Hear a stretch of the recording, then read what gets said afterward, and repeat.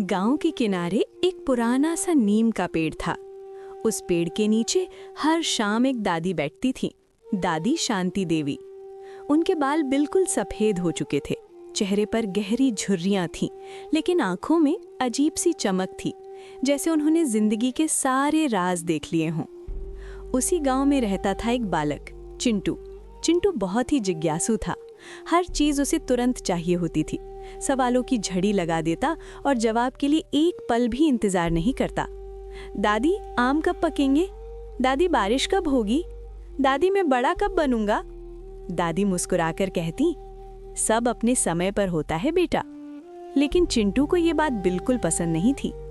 नीम के उसी पेड़ पर रोज एक कौवा आकर बैठता था।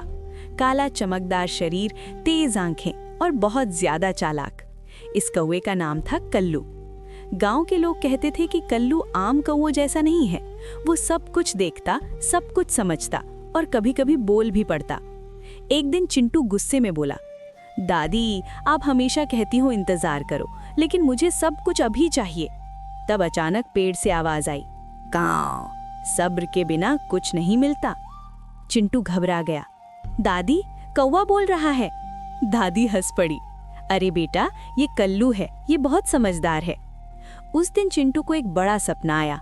उसने देखा कि उसका पतंग सबसे ऊपर जा रहा है, लेकिन पतंग धीरे धीरे फट गया क्योंकि डोर कमजोर थी। अगली सुबह चिंटू ने फैसला कर लिया। वो जंगल से कच्चे आम तोड़ लाया और बिना पके ने ही खाने लगा। पर थोड़ी देर में उसका पेट दर्द करने लगा, आंखों से आंसू बहने लगे। दादी ने प्यार से कहा, बेटा, जो चीज तैयार होने से पहले चाही जाती है वो दुख ही देती है। कल्लू पेड़ पर बैठकर बोला, जो इंतजार नहीं करता वो मीठा फल नहीं पाता। उस शाम दादी ने चिंटू को पास बिठाया। बेटा, मैं तुम्हें एक कहानी सुनाती हूँ। बहुत साल पहले एक किसान ने बीज बोया। रोज मिट्टी खोदकर देखता, उगाया या नहीं। बीज को चैन ही नहीं मिला और वो कभी उगा ही नहीं। चिंटू चुप हो गया। दादी बोली, बीज को अंधेरा, शांति और समय चाहिए होता है। कल्लू ने कहा, जैसे पतंग को हवा का इंतजार होता है।